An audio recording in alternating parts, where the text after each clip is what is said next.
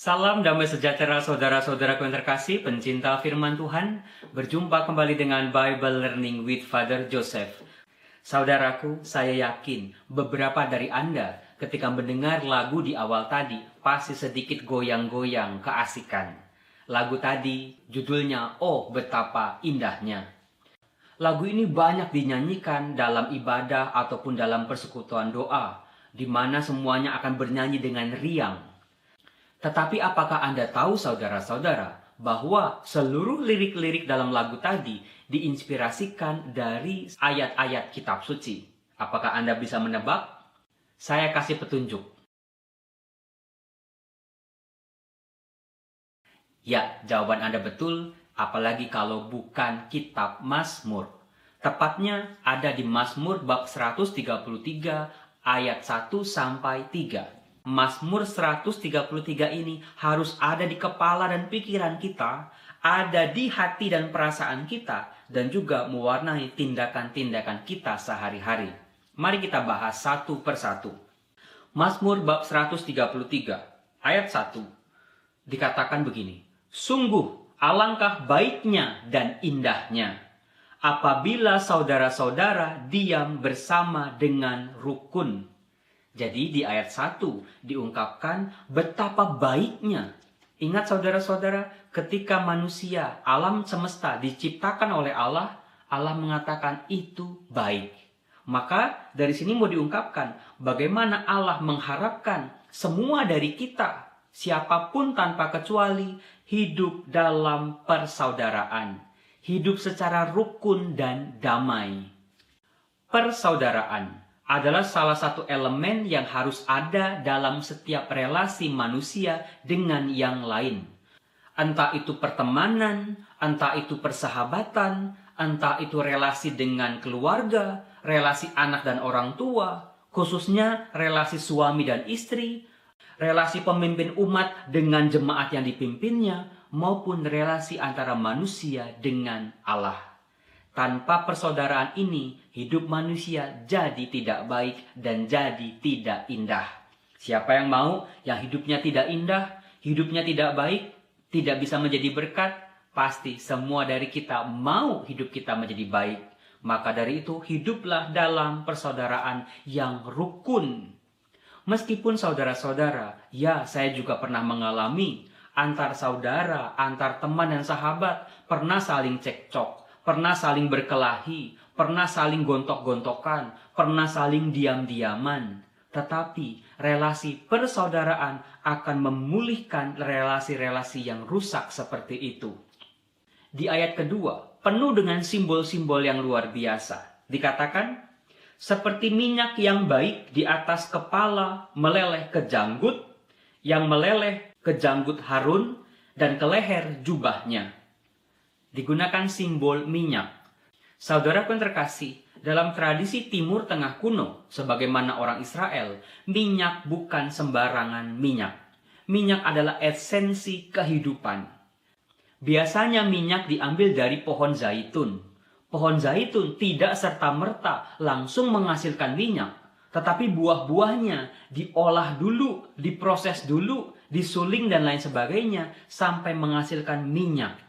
Nah, saudara, dalam tradisi Timur Tengah kuno, sama seperti kita, minyak itu sangat penting, entah untuk memasak, entah untuk menjadi pelumas, dan yang ketiga, minyak biasanya dipakai untuk menyembuhkan sebagai obat.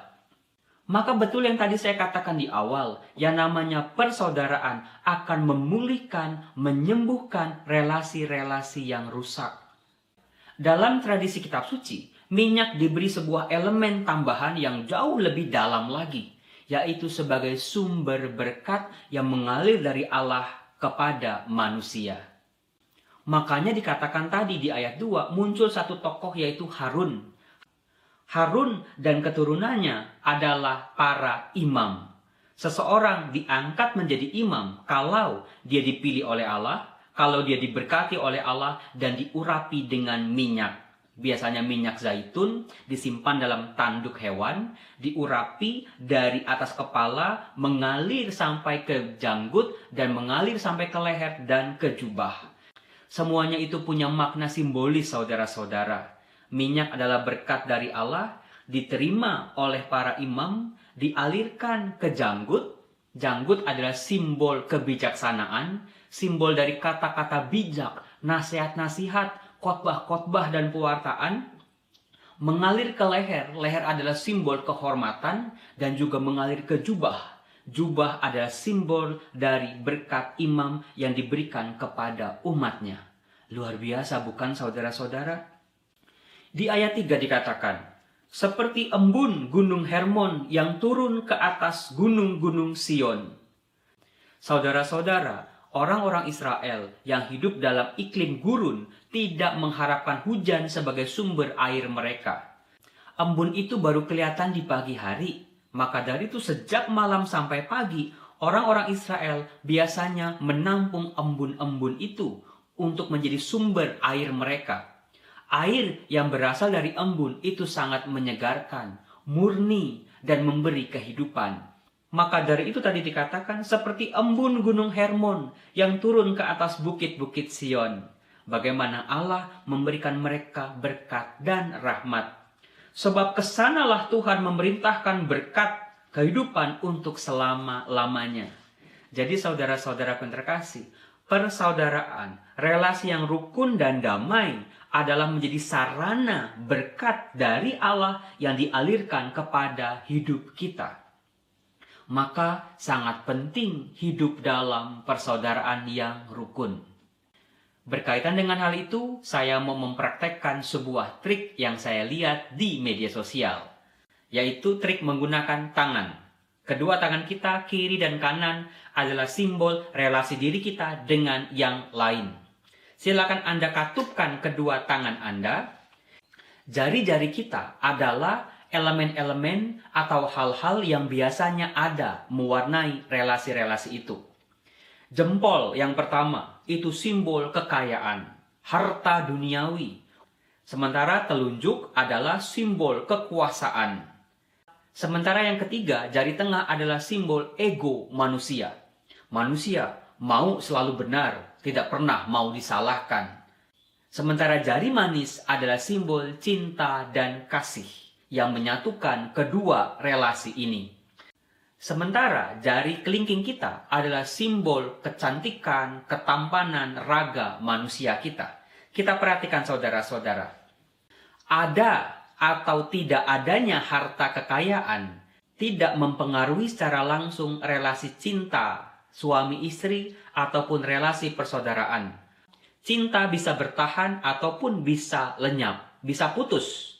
Sementara ada ataupun tidak ada kekuasaan, cinta pun bisa ada, bisa bertahan, maupun bisa putus. Silakan Anda coba sendiri. Telunjuknya dimasukin, jari manis masih bisa bersatu maupun masih bisa terlepas. Sementara di jari kelingking, kecantikan, ketampanan yang tidak pernah bisa bertahan dalam hidup manusia juga tidak mempengaruhi secara langsung relasi cinta. Cinta masih bisa bertahan ataupun cinta masih bisa terlepas. Tetapi tidak demikian dengan ego manusia. Ketika ada ego, cinta masih bisa bertahan maupun masih bisa terpisah. Tetapi saudara-saudara, kalau setiap pasangan, setiap pihak menanggalkan ego mereka masing-masing, cinta tidak akan bisa terlepas. Silakan Anda coba di rumah masing-masing. Semoga relasi kita tidak menjadi toxic relationship, yaitu relasi yang saling menyakiti, saling membenci, tetapi relasi yang mendatangkan berkat-berkat berlimpah dari Allah. Salam damai sejahtera, Tuhan Yesus memberkati kita semua. Amin. Oh, betapa indahnya